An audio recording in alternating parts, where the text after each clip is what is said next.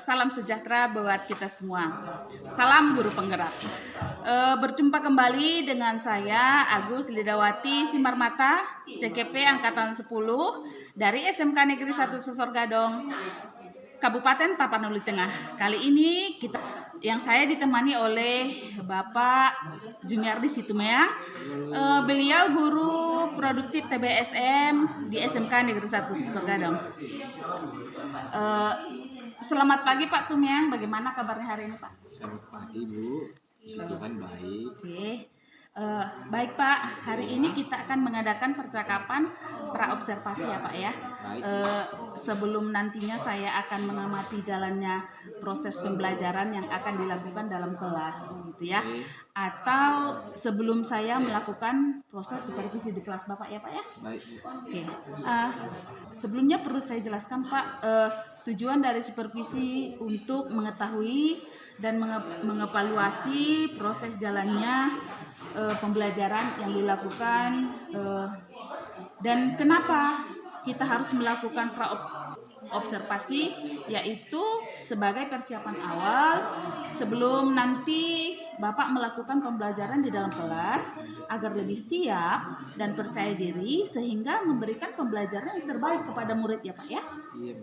Nah,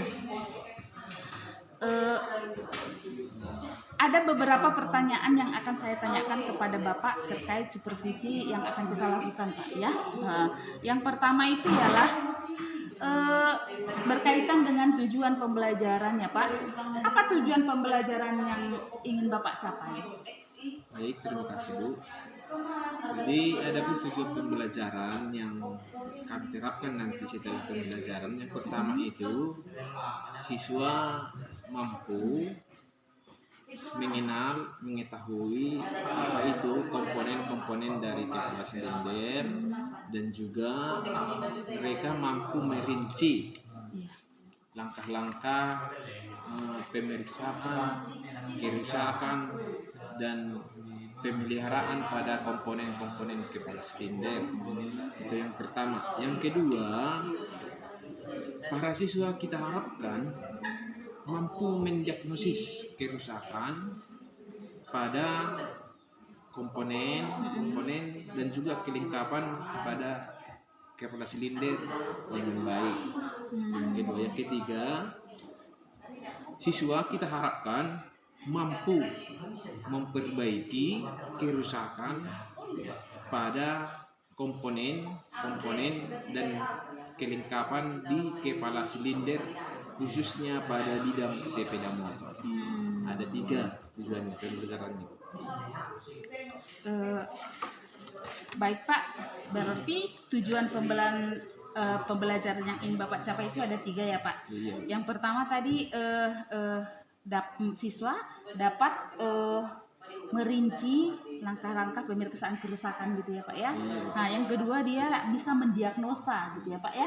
Dan yang ketiga siswa mampu memperbaiki segala kerusakan yang ada di kepala silinder gitu ya Pak ya. Nah bagaimana area pengembangan yang ingin Bapak capai?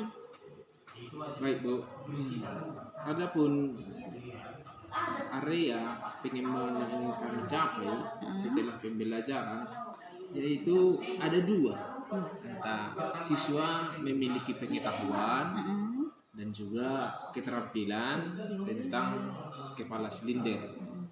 Jadi untuk bidang pengetahuan yaitu siswa mampu atau dapat menyebutkan bagian-bagian dan komponen-komponen kepala silinder dan juga siswa mampu menjelaskan kerusakan pada bagian-bagian atau komponen kepala silinder.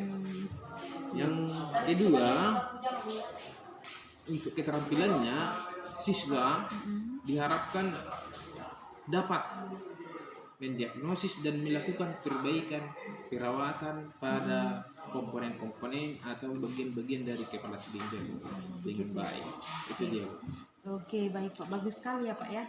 Baik Pak, area pengembangan yang Bapak lakukan yaitu ada dua ya Pak ya. Iya. Pengetahuan dan keterampilan. Yaitu dari pengetahuannya Bapak bisa secara langsung menjelaskan gitu ya secara kerusakan-kerusakan yang ada di siswa mampu menjelaskan kerusakan-kerusakan di kepala silindernya. Terus yang kedua adalah mengenai pengetahuannya, mereka mampu memperbaiki kerusakan yang ada di kepala silinder. Begitu ya Pak ya. Oke, nah bagaimana rancangan pembelajaran yang akan diharapkan di dalam kelas? Mungkin dari strategi pembelajarannya, model pembelajarannya, atau metode pembelajarannya, Pak. Baik Bu. Jadi dalam strategi pembelajaran yang kita gunakan itu pembelajaran yang berdiferensiasi berdasarkan kesiapan siswa kita dalam belajar. Kemudian siswa kita mampu mengintegrasikannya setelah pembelajaran ini secara sosial ataupun emosional. Gitu ya Pak. Kemudian dalam strateginya juga kita nanti itu membuat atau membagi siswa itu menjadi beberapa kelompok untuk penyesuaian kemampuan dan keaktifan. Sedangkan untuk model pembelajarannya kita sering menggunakan model berkait masalah. Artinya nanti dulu kita bawa siswanya, kita hadapkan siswa dengan masalah yang terjadi pada bagian-bagian kepala silinder. Contoh nanti kita buat di bagian pembelajaran kita bawa mereka di workshop atau di sekolah. Oh begitu ya Pak. Tadi model pembelajarannya adalah model pembelajaran yang berbasis masalah ya Pak. Problem basic learning atau yang disebut dengan PBL ya Pak ya. Terus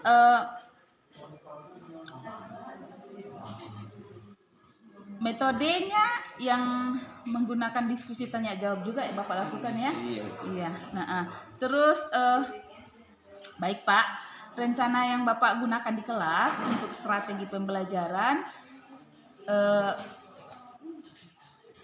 Bapak menggunakan pembelajaran diferensiasi, terus pembelajaran berdasarkan kesiapan belajar siswa dengan pembelajaran sosial emosional gitu ya, dengan metode pembelajaran dengan menggunakan pembelajaran basic atau masalah atau sering disebut dengan problem basic learning atau PBL, serta metodenya adalah dengan menggunakan diskusi, tanya jawab dan penugasan. Nah, bagaimana dengan media pembelajaran yang Bapak gunakan atau lakukan di kelas, Pak? Baik Bu, jadi untuk menunjang proses pembelajaran nanti itu sering kita menggunakan buku paket yang disediakan sekolah sebagai referensi, dan juga kita mencari referensi lain dari internet.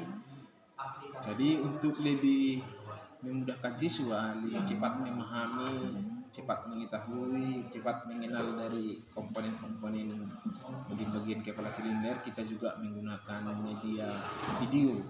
Itu kita ambil dari YouTube. Oh iya ya. Seperti itu. Oh ya, pembelajaran yang mengasihkan ya Pak, apalagi dengan menggunakan berbagai aplikasi atau video-video yang ada di YouTube yang sekarang begitu marak dan sangat bervariasi begitu ya Pak ya. Nah, kira-kira kapan Bapak melakukan pembelajaran tersebut? Di hari apa, jam berapa, dan di kelas berapa? Baik Bu, jadi dalam pelaksanaan pembelajarannya biasa kita lakukan itu sesuai dengan jadwal mata pelajaran yang sudah ditentukan. Kalau contoh saya secara pribadi ada di hari Rabu pada jam ketiga sampai keempat, ada 2 jam pel di kelas 10 PBSM gitu ya. Oke baik Pak, nanti di hari Rabu di kelas 10 TBSM di les yang ke-3 sampai 4. Saya akan datang ke kelas Bapak, saya akan melakukan observasi kelas, dan saya juga akan melihat dan mencatat hal-hal apa saja yang akan terjadi di kelas Bapak ya. Semoga pembelajaran yang Bapak lakukan minggu depan sangat bagus dan bisa diterapkan sesuai dengan apa yang diharapkan di materi pembelajaran Bapak yang Bapak rancang. Terima kasih Pak sudah mau berbincang dengan saya melakukan kegiatan observasi ini. Akan mengadakan percakapan nantinya setelah saya melakukan observasi di dalam kelas. Yang terakhir ya Pak ya, yaitu percakapan pasca observasi yang nantinya didampingi pengajar praktik saya. Terus sebelum mengakhiri bincang-bincang kita, ada yang mau saya tanyakan kepada Bapak, boleh Pak? Apa yang Bapak dapatkan dari percakapan kita hari ini Pak? Baik Bu, jadi gambar yang saya peroleh dari percakapan kita pada hari ini, yang pertama di situ saya harus mempersiapkan media pembelajaran secara baik yang kita gunakan nanti dalam proses pembelajaran. Kemudian saya juga harus mempersiapkan perangkat-perangkat yang diperlukan dalam proses pembelajaran, dan apalah nanti yang kita gunakan, contohnya Infokus, speaker, dan media-media lain yang menunjang proses pembelajaran, itu harus kita persiapkan dulu sebelum pertemuannya. Mungkin itu yang bisa saya sampaikan hari ini. Oke, baik Pak. Sangat persiapan yang sangat matang ya Pak ya, dan persiapan yang sangat benar-benar dipersiapkan untuk kelancaran pembelajaran di kelas. Oke Pak, terima kasih Pak ya atas waktunya sudah bersedia bincang-bincang dengan saya di pra-observasi. Sampai ketemu di observasi kelas di hari Rabu di kelas 10 TBSM di les yang 3 ke 4 ya Pak ya. Baik. Terima kasih Pak. Sama-sama Bu.